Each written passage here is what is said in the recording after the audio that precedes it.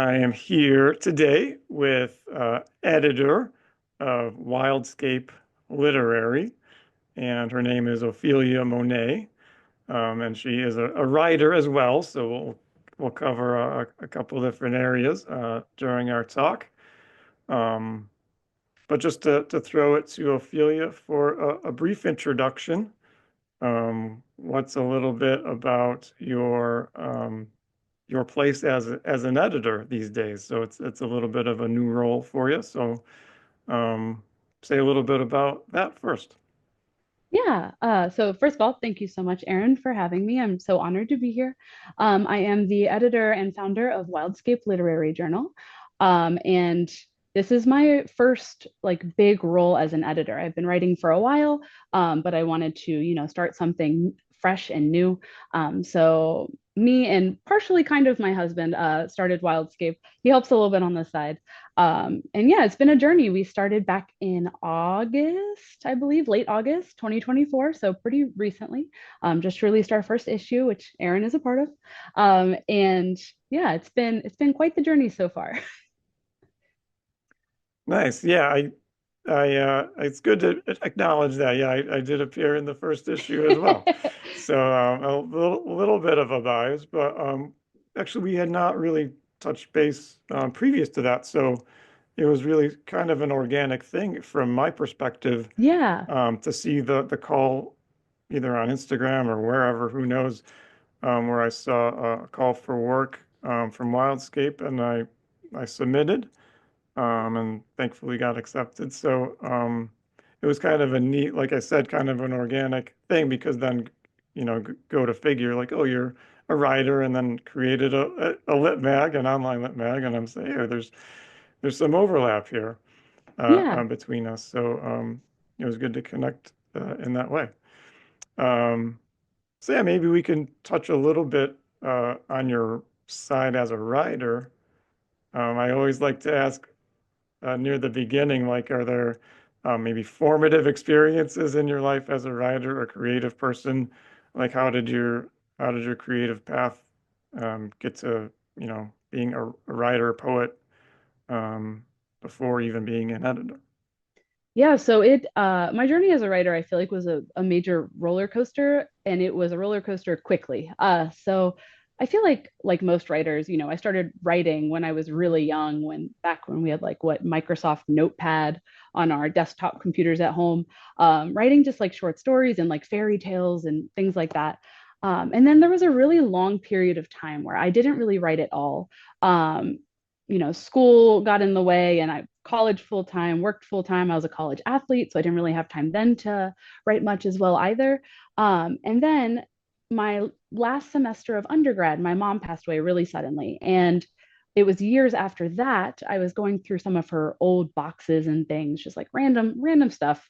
And this was in probably at this point, like 2021, 2022. And I found some of her old journals. And I found in the journals that she was a poet, and she had art in there too. And I knew that she was an artist, but I didn't really know that she wrote poetry like at all. I knew that she wrote sometimes, but not poetry. And in going through all this stuff and going down the rabbit hole of, all that, I discovered that she was a published poet under a pen name. And so I, dabbled a little bit. I was like, well, maybe I'll try my hand at this. And so, when you first start writing, you're a writer, Aaron. It is terrifying to share that with people. Your like most vulnerable innermost thoughts, and your perspectives of how things are shaping around you in the world. It's really intimidating to share that with people. So at first, I only shared it with like my husband and a few close friends. And I got some good feedback, and I was like, maybe I'll start writing under a pen name. So I started my Instagram page and wrote under a pen name. Ophelia is a pen name. Monet is my true middle name. So I started doing that, sharing my work on there, and I was getting good feedback there too. And my husband was like, hey, why don't you start submitting some work to literary magazines? And that is terrifying at first. You're like, what do I do? Where do I start? How do I even begin to do that? But I figured it out, and I started submitting work, and you get rejection email, rejection email, rejection email. And then your first acceptance email is like, I don't know, this most magical experience. And I feel like whether it's your first acceptance or your 100th acceptance, it's just that feeling every time is like the best feeling, you know, it's so validating, you know, almost as if they're telling you like your stuff is worthy of other people seeing this. So yeah, I just started submitting more work and more work. And here we are. I Yeah. started submitting work only back in like March 2024. So it like hasn't even been a whole year yet. So I feel like this whole process has been really fast for me. But my husband has his MFA in creative writing. I've been surrounded by writing for a long time. Some of my closest friends are writers. So yeah, I think just it was a matter of putting myself out there and just taking that leap, which anyone in writing or art or any sort of creative process, you know, you got to make that leap eventually. And it's scary, but so very worth it. Yeah. And I think there is something to, there's tends to be like a lot hidden, maybe even like in going back to like kind of discovering that your mother even had published poems where Yeah, you wild. might not have even like were aware in that sense.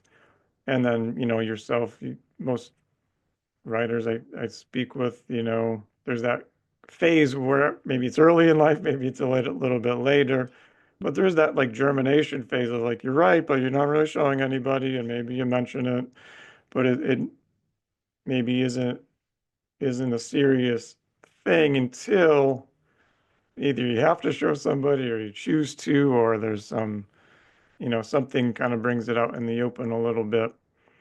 So Yeah, yeah, it is interesting. Like you said, you have this background and you're surrounded by it in certain ways, but it takes a little bit of extra push to get it yeah, out there in for a sure. publication sense to put it out there for submitting and things like that. So yeah, I mean, similar in some ways because yeah, I did it a little bit later where maybe I had some writing, but it was just kind of like, oh, it's yeah, like you said, it's in a file, it's saved.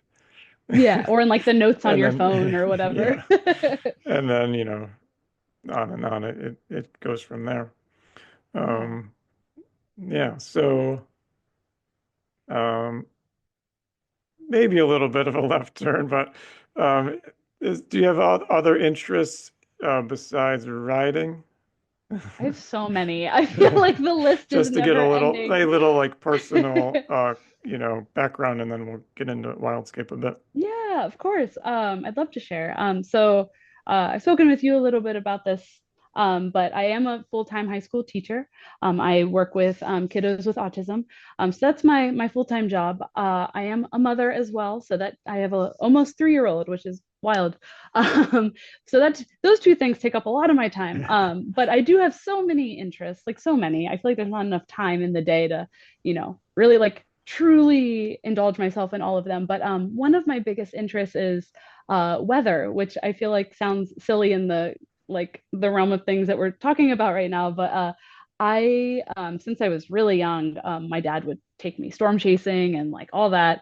And I almost went to school for meteorology or atmospheric science, but those fields are not particularly welcoming and kind to women. So so here we are. But I still am a big part of that, that field. I am a storm chaser, believe it or not, like actually. Um, like I do actually chase tornadoes. It's so fun. I'm so excited for springtime to roll around here in the Midwest. And then I'm a certified storm spotter for the National Weather Service. And then I also help take data for the National Weather Service. So lots of stuff on that front. I obviously write. I am a big music and concert junkie. I love. Someone said to me last week, and I'm like laughing about this respectfully, but someone said you look like someone who listens to Taylor Swift, and I said that's hilarious because I love so many people who love Taylor Swift, but I am a death metal girly. So I listen to a lot of heavy rock. I go to a lot of like rock music festivals, and then I also recently learned how to crochet. for no reason. So that's become like half of my personality at this point too. So just so Yeah, many things. And I love to read books as well. I'm a big fantasy book reader. So yeah, nice. it's a little snapshot of me as a person. Cool. Yeah. Well, a previous guest, September Heron, was has a background in goth punk, so metal. I think I love we're it. kind of we're in the right kind of aesthetic, I think, musically, I if think just kind so. of reaching Maybe. out to people who are into cool musical genres, at least. So I feel Yeah. I feel good about that. And well, whatever. It's side note, but I live in Buffalo, and there's Taylor Swift is with Kansas City, so we don't have to get into negativity or whatever, but it's there. Yeah. Um, so yeah, and then so yeah, the reason I asked, I did see storm chasing as part of your bio, and that is a little bit different, just in the sense that I don't know if I'm like most people, but I know speaking for myself, like I'm going the opposite direction. I'm driving away. Most normal people Going, do that. Yeah. let's go. Clouds are this way. I'm going that way.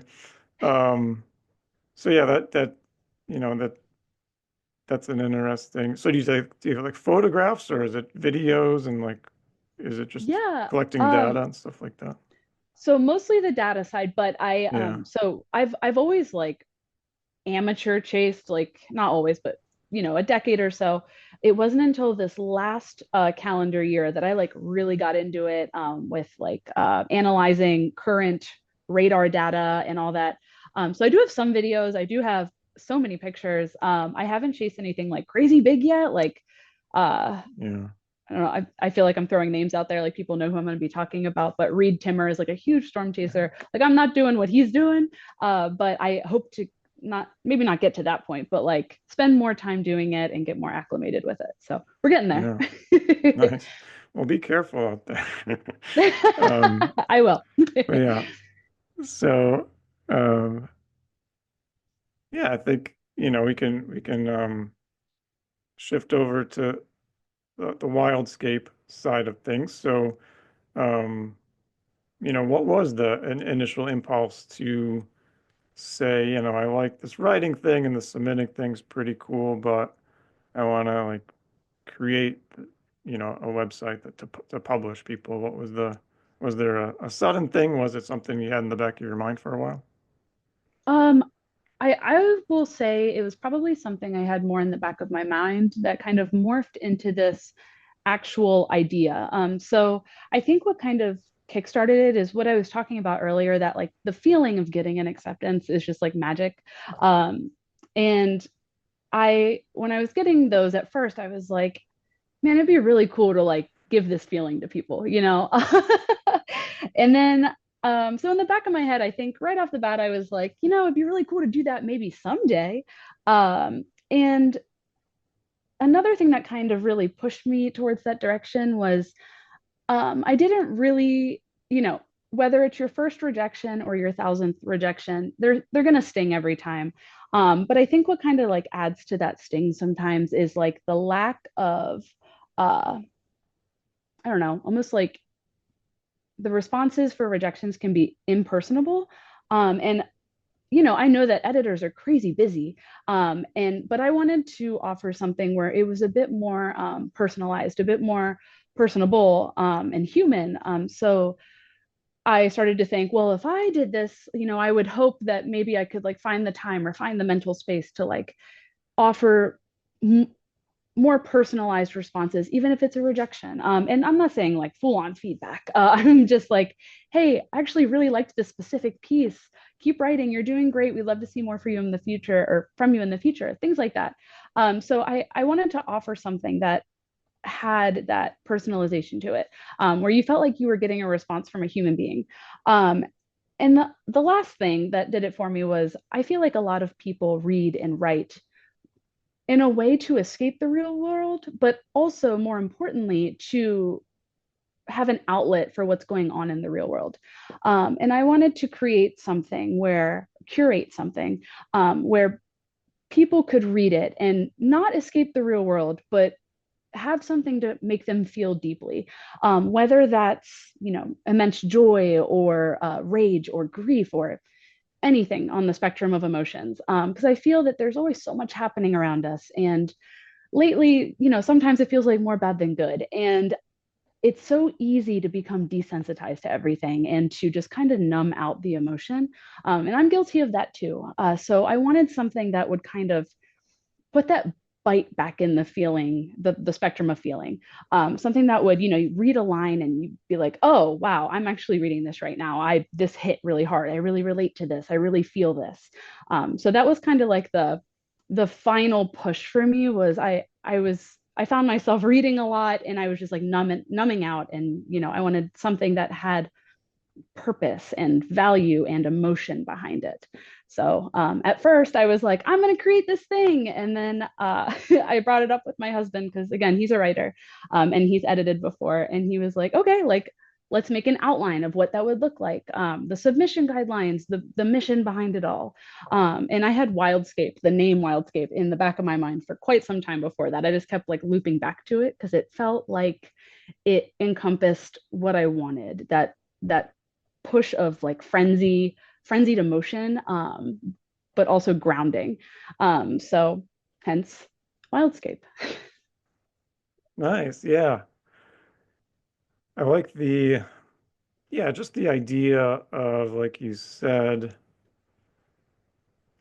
putting something out there, curating something where, it is um, that interaction or in the engagement with, the writer, the creator's emotions, and kind of connecting with them in different ways. I mean, it could obviously take on different forms. Um, and yeah, I think that has an appeal for a lot of people, and that is a reason why the subculture here of the lit mag poetry subculture, I think that carries some weight for people in the sense that they do have something to express, whether it's, via personal experience and more direct experience, or more of these kind of processing different bigger life events or social events and things like that. So there's a lot of content to work with, Oh yeah, very that's much so. out there. I'm sure you're getting to see. Mm-hmm. Um, yeah, so I definitely appreciate that. Um, and then I do, I like the design of the website, and I mentioned before we started recording that, the aesthetic seems to be pretty consistent Thank and you. easy to access, and just, as an editor and like website person, easy to use, easy to look at, easy to navigate. Um, so, if you haven't checked out the Wildscape website yet, go for it. And it's easy to submit as well. So how would people submit? Just to cover that area. You currently do have open submissions. Mhm. What's your kind of schedule for submissions look like? Yeah, so right now we're open until February. Well, I guess by the time this comes out, that'll be irrelevant.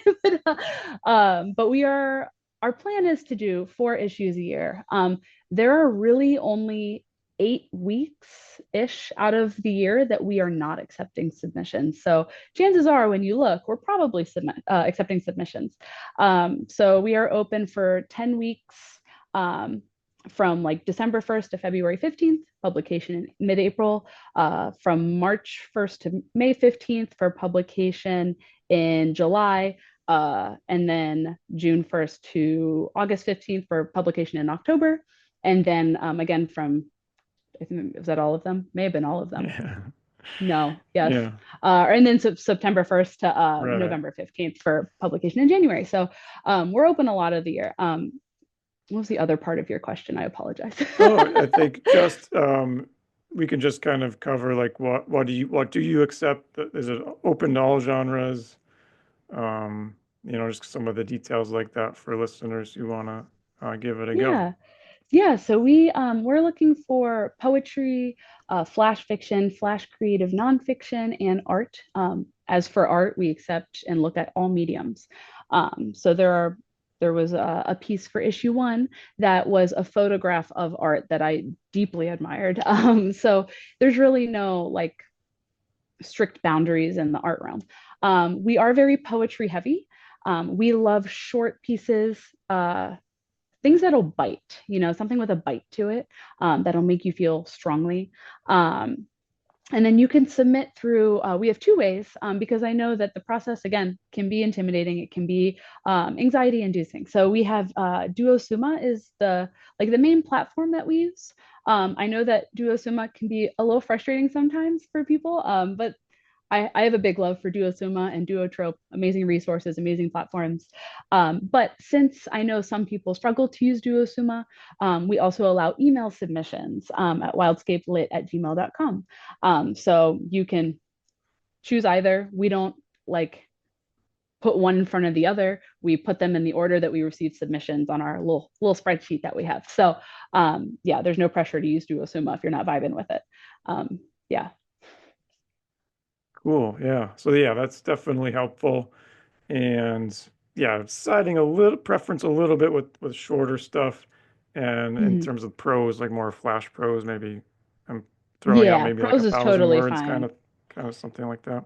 Yeah, so for fiction and nonfiction, our cap is 1,500 words a piece. Okay. We'll do 2,000 at an absolute max.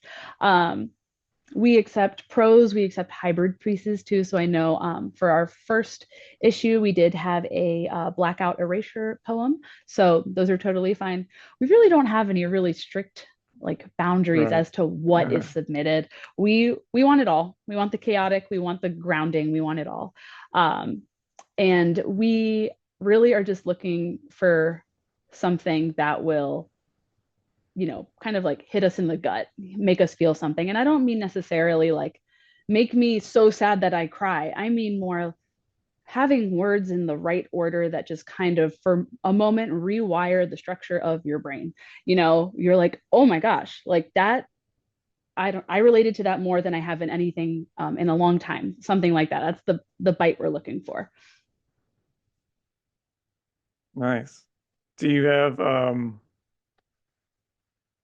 maybe favorite writers or writers in the sense of, you know, people who maybe have that quality that you find inspirational or connect with or have been influential, kind of your Yeah. go-tos, as it doesn't have to be poetry, but poetry or whatever else you read. I get asked that question a lot. And as far as poetry goes, there are certainly writers that I love, but I find myself not gravitating towards a specific poet, more so specific poems. As far as like books and stuff, there are certainly writers that I just love with everything in my being because the way they write is almost poetic. Like Shay Earnshaw is probably one of my favorite authors of all time. And the way she writes is so stunning and I don't even know how to describe her. It's just she kind of like ropes you in, and pulls you into the book. And all of her stuff's really short. It's usually like magical realism. But if you've not read Shay Earnshaw, but you love poetry, she's amazing. I also love authors like Rebecca Ross. A River Enchanted is also extremely poetic and beautiful in the way she writes. So yeah, I tend to not like overly gravitate to specific people, just specific styles, I would say. But there's certainly novel writers that I love who write in a poetic fashion. Absolutely, yeah.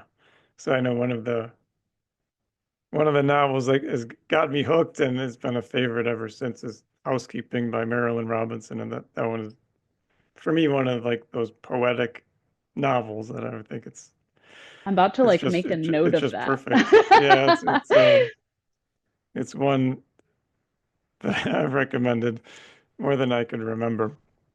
Um, yeah, and I had this impulse the other day. I was picking out a book at the public library as I do on occasion, and one of my favorite novelists is Don DeLillo, and I've read lots of his books. He's got a lot of novels at this point, And it's just one of those reminders like, oh yeah, it's time to read another Don DeLillo book, whether it's rereading one that I've read before or he has a newer one or two that I haven't read yet. And yeah, for me, like the way he writes just kind of locks right into place. And it was like, yeah, that's why haven't Yeah. I just read this the whole time? Um, It's like your comfort author. and yeah, I think just yeah, just the way he writes has something there for me. Always have to get a couple of a couple of reading recommendations I in know I'm there writing yours down too. one way or another. Yes. Um, yeah, so yeah, maybe it's a good transition if you would, since you are a writer as well as an editor, kind of toggling back and forth between the two.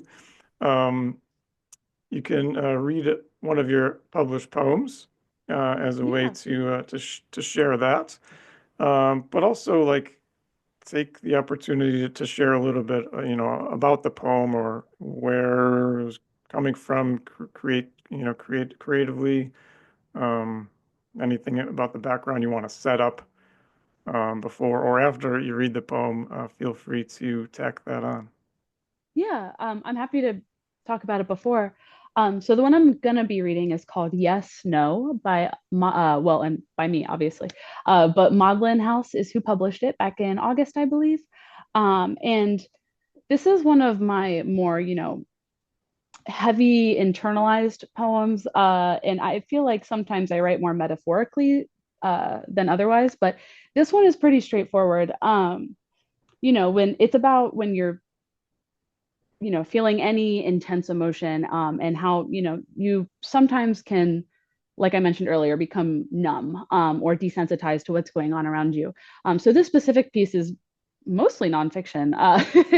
Going to therapy after my mom passed, and just the therapist asks, how are you doing, how are you feeling, and I'll say good, good, I guess, like numb. And they're like, okay, well, you didn't say bad, so check that box. And just, the cycle of mental health and grief, and how we internalize it and how it's perceived by others, including mental health professionals sometimes. So that's a little bit of the background. I don't write too much like this like really deep, heavy nonfiction style. But this is one that I hold near and dear to my heart, because although it was uh, based on a time over 10 years ago, it feels a lot closer than that. So, do you want me to just go ahead and dive right in? All Sounds right. good. So, yeah, so this one's called Yes, No. And I was right, published in August 12th by Maudlin House. A comfortable couch welcomes me, the kind that you sink into, plush. She asks me how I've been feeling lately. Fine, I guess. Not bad. Numb, if nothing else. She says that's good. Is it? I would have thought numb is not good, but she's the professional, so I go with it. Her office emotional support chihuahua nudges my arm. He wears a sweater. His name is Poncho, and I love him. I rest my hand on his small head and pet him gently. He is great at his job. I make sure he knows this. She asks me if I've considered harming myself lately. No, I just don't feel much of anything, if I'm being honest. She says, that's good news. I'm starting to think she only listens for the yes or no in my response and filters out the rest. She guides me through a series of questions regarding the history of my traumas, asks if I've been using the strategies we've been practicing. Yes, I have. Asks if they're working, I guess, and sends me on my way. I still feel numb. I pull out my phone and ask Reddit if this is normal and drive home to where my trauma rests in the walls, soaks in the carpet, floats like dust in the air of every room. Yeah, it's a more somber one, but one I hold very near and dear to my heart. So